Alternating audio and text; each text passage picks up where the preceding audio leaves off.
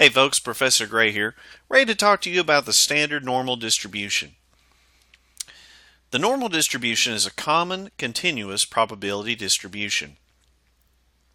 The slide shows the formula for the normal distribution, as well as a picture of Gauss, who's credited with the discovery of that formula.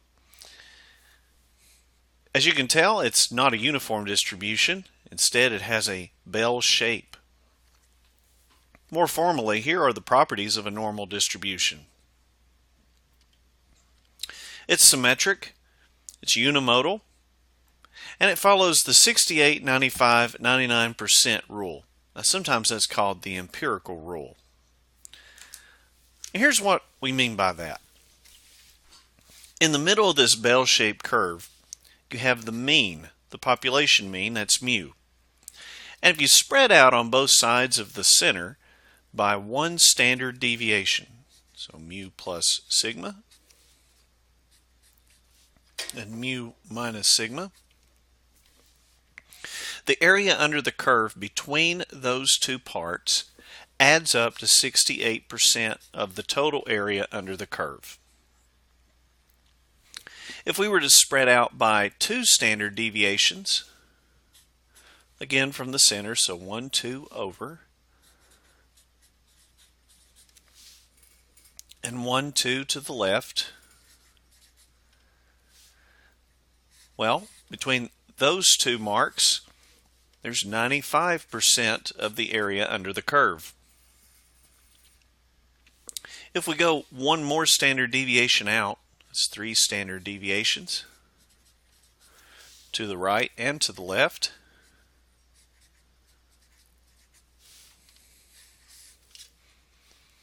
well, you've probably guessed it by now. 99.7% of the area under the curve falls between 3 standard deviations above and below the mean. Now, where's the rest of the 0.3%? It's actually in the tails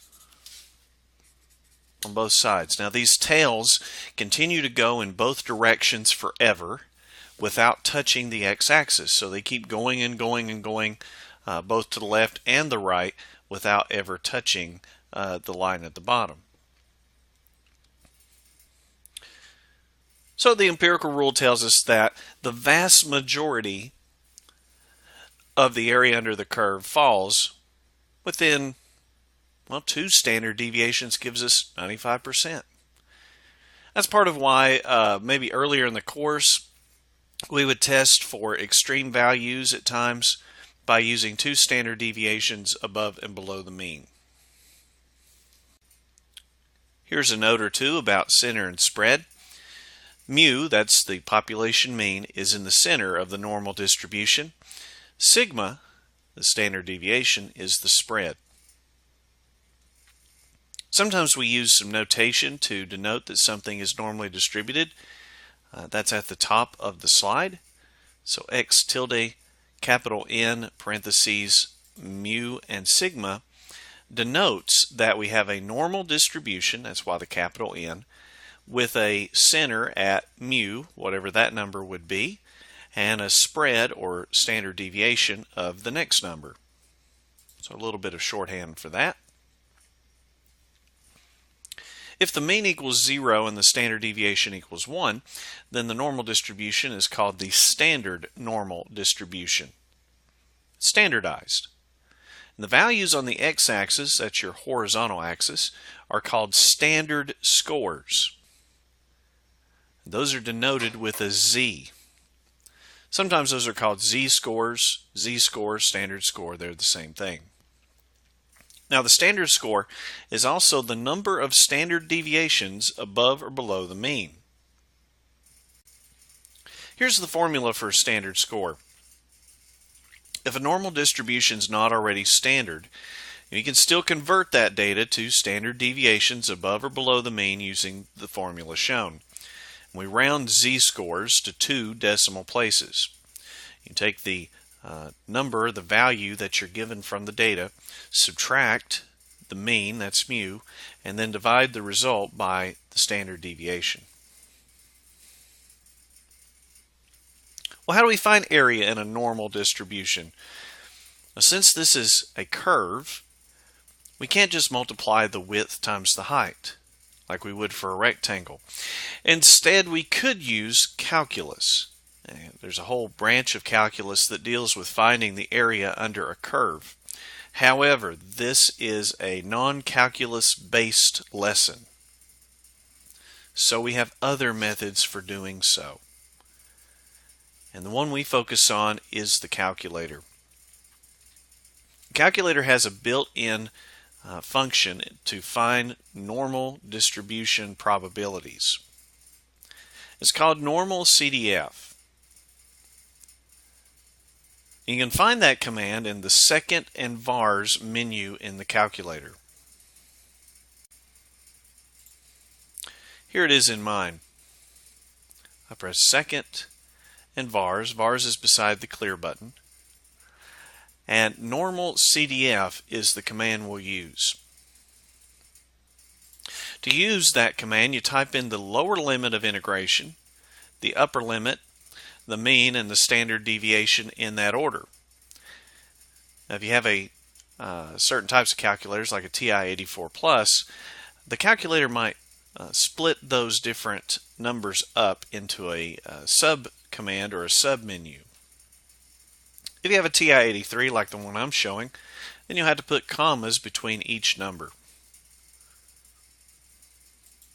The lower and upper limits always read from left to right. Now, to help make sure you get these correct, here are the 4 S's when solving normal distribution problems. Always include the statement, that's the probability statement, the sketch, that's a small drawing, a picture of the normal curve area, a little bit of syntax, now that's what you put into the calculator command, and then of course the solution, your final answer, and box those in or circle them.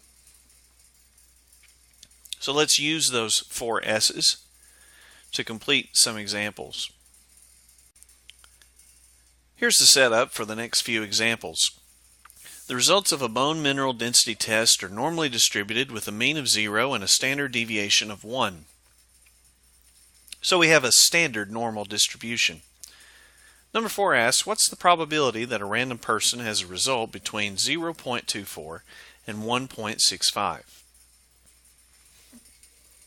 On my paper, I've already written the notation. That's my probability statement. First S, capital P for probability. Probability of 0.24 less than Z, which is less than 1.65. Now I used a Z in the notation here because a Z is the symbol for the Z-score or the standard score. And this is a standard normal distribution because the mean is 0 and the standard deviation is 1. Now for my sketch, I've already sketched my normal curve, and they don't have to look pretty. You can see mine, and they're definitely not award winners. But they're there to help you understand what area you're finding. Well, 0 would be in the middle because that's where the mean is. So 0.24 is going to be a little bit to the right of that. 1.65 is going to be further to the right. And I'm looking for the area between them.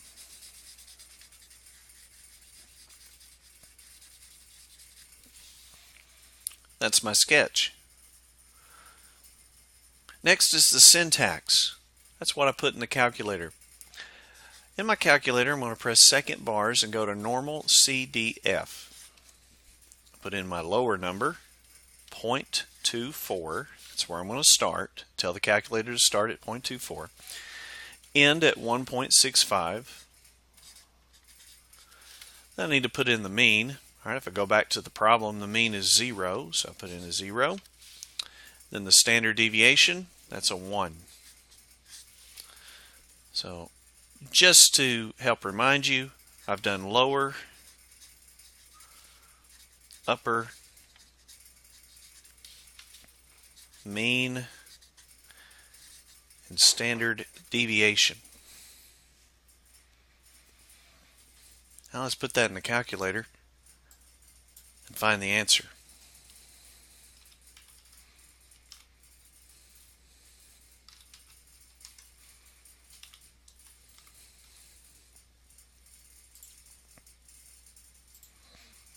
When I press enter, I get the answer. We like to round these to 4 places.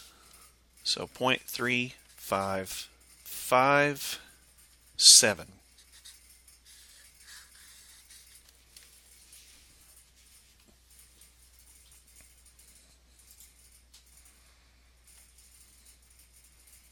That's number 4.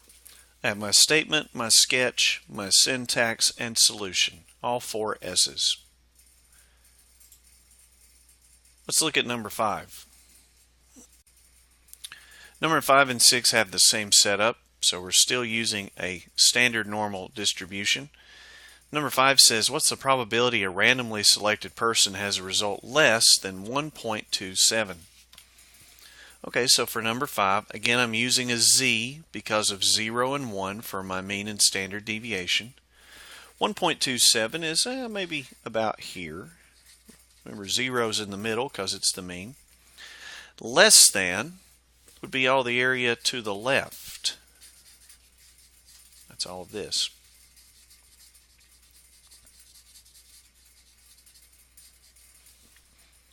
Now technically, this left tail keeps going forever and ever to the left. So really the lower limit is negative infinity.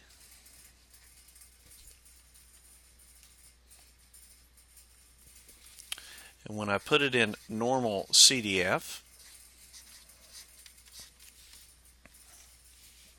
I'll have to start my lower limit so far to the left that I won't have to worry about rounding errors later. The calculator doesn't have a negative infinity button. It doesn't have an infinity at all. So here's what we're going to do. We're going to outsmart the calculator by picking a number that's so far to the left-hand side that it won't make any real difference as far as rounding.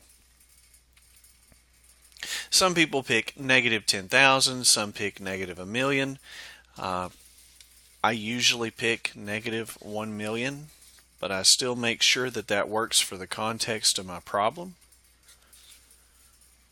All right, the upper limit is 1.27. Again, the mean was 0, standard deviation was 1.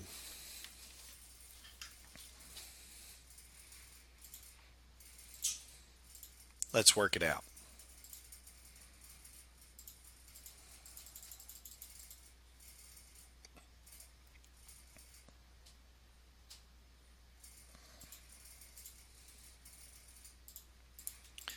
Be sure that when you put in the negative that you use the negative button. It's right below the number 3.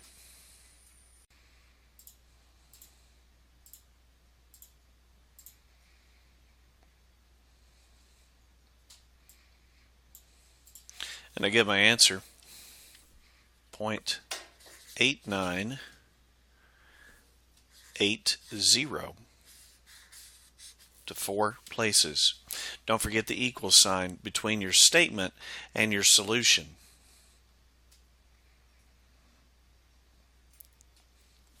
Let's do another one, number 6.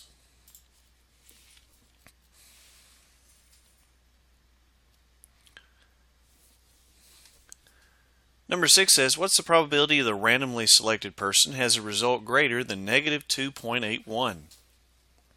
Well, negative 2.81 would be pretty far to the left. The area is greater than, so that would be to the right.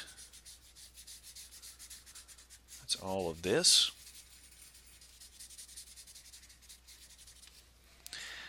Again, this tail on the right-hand side keeps going forever to the right. So it really goes to positive infinity. But the calculator doesn't have an infinity sign, so when we put it in the calculator, we'll need to start at negative 2.81. Remember, I always put that in left to right, so the bottom one goes in first, then the right one.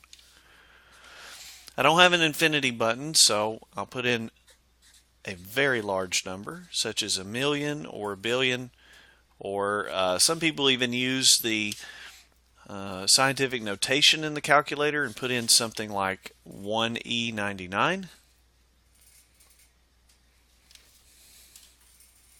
Okay, there's my syntax. Second bar is number 2. Be sure to use the negative button underneath the number 3. Alright, then I'll put in a very large number. This time I'll put in scientific notation.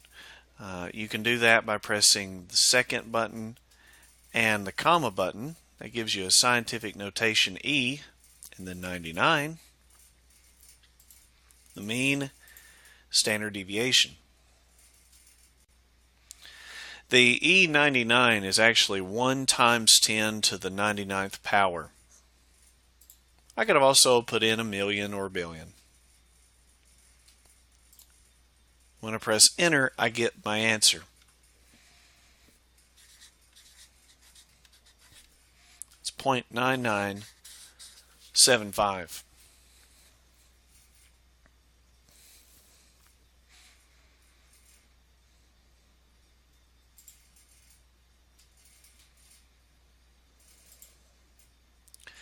Let's do some more of these examples. This time I won't give you so much commentary, but I will work through them. Same setup, bone mineral density scores with the mean of 0, standard deviation equal to 1.